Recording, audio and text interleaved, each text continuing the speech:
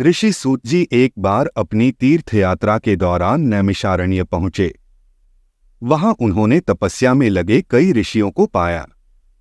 वे सभी सूत जी को अपने बीच पाकर खुश हुए और इसे धार्मिक विषयों से संबंधित अपनी शंकाओं को दूर करने के लिए भगवान द्वारा भेजे गए अवसर के रूप में माना। ऋषि शौनक भी वहां उपस्थित थे और उन्होंने सूत जी से पूछा, है पूज्य ऋषि, इस संसार का निर्माता कौन है? इसका पालन पोषण कौन करता है और अंत में इसका सफाया कौन करता है? सर्वशक्तिमान को कैसे महसूस किया जा सकता है? सर्वशक्तिमान ने अब तक कितने अवतार लिए हैं?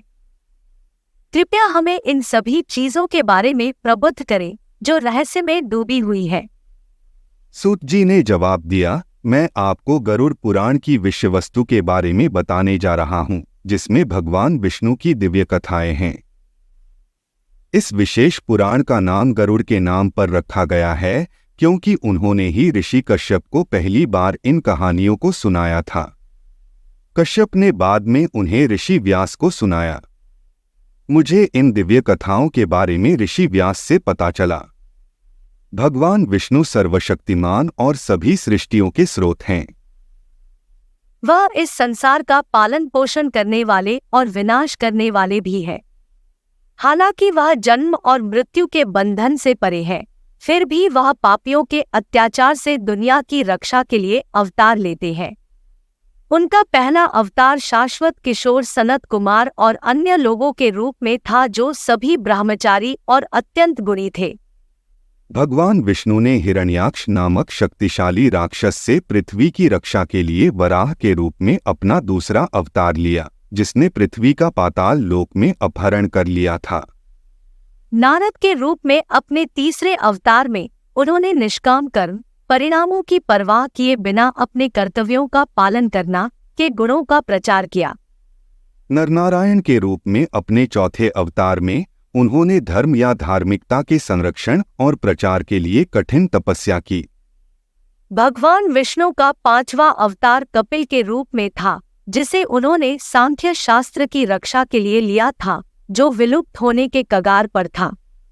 उन्होंने अत्रि और अनुसुया के घर में दत्तात्रेय के रूप में अपना छठा अवतार लिया, जिसका विशिष्ट उद्देश्य सबसे गुप्त ब्रह्मा विद्या का योग्य लोगों तक प्रचार करना था। उनके शिष्यों में प्रहलाद और अन्य सद्गुणी आत्माएं शामिल थीं। भगवान विष्णु ने अपना सातवां अवतार रुचि प्रजापति और आकुति के पुत्र के रूप में लिया और उन्हें यज्ञ देव के नाम से जाना जाता था। ऋषि नाभि और मेरुदेवी के पुत्र ऋषभ देव के रूप में उनका आठवां अवतार था। इस अवतार में उन्होंने गृहस्थ आश्रम के लिए मानदंड स्थापित किए, जो बाद में प्रत्येक गृहस्थ के लिए दिशानिर्देश बन गए। भगवान विष्णु ने पृथ्वी के रूप में अपना नौवां अवतार लिया और विभिन्न पोषक तत्वों, अनाज, दालें आदि को दूध पिलाया। पृथ्वी से जिसने खुद को एक गाय के रूप में प्रच्छन्न किया था और इस तरह जनता को भूख से मरने से बचाया था। मत्स्य के रूप में अपने 10वें अवतार में उन्होंने वैवस्वत मनु के जीवन की रक्षा की, जो अन्यथा बच नहीं पाते। भगवान विष्णु ने अपने 11वें अवतार को कछुए के रूप में लिया और मंदाराचल पर्वत को अपनी पीठ पर उस समय रखा जब समुद्र का मंथन हो रहा था। उनका 12वां अवतार धन्वंतरी के रूप में था। 13वां सबसे मंत्रमुग्ध कर देने वाली सुंदरता के रूप में था राक्षसों के कब्जे से अमृत के बर्तन को पुनः प्राप्त करने के लिए मोहिनी। बाद में उन्होंने इसे देवताओं के बीच वितरित किया, जिसके परिणामस्वरूप वे अमर हो गए। अपने 14वें अवतार में भगवान विष्णु ने खुद को नरसिंह के रूप में प्रकट किया और अपने भक्त की रक्षा के लिए प्रहलाद ने दुष्ट राक्षस पिता हिरण्यकश्यपु को अपने तेज पंजे से पेट फाड़कर मार डाला। उनका 15वां अवतार वामन के रूप में था, जिसमें उन्होंने बलि से तीनों लोकों की मांग की सबसे परोपकारी राक्षस राजा को पाताल लोक में भेज दिया। परशुराम के रूप में अपने 16वें अवतार में उन्होंने क्षत्रिय की पूरी जाति को 21 बार पृथ्वी से मिटा दिया, क्योंकि वे सभी अनैतिक हो गए थे। अपने 17वें अवतार में वे पराशर और सत्यवती के घर व्यास के रूप में पैदा हुए और उन्होंने वेदों के ज्ञान को 4 भागों में वर्गीकृत करके प्रचार करने के अपने कर्तव्य को पूरा किया। अपने 18वें अवतार में उन्होंने खुद को श्री राम के रूप में प्रकट किया। उनका 19वां अवतार कृष्ण के रूप में और 20वां अवतार बलराम के रूप में था।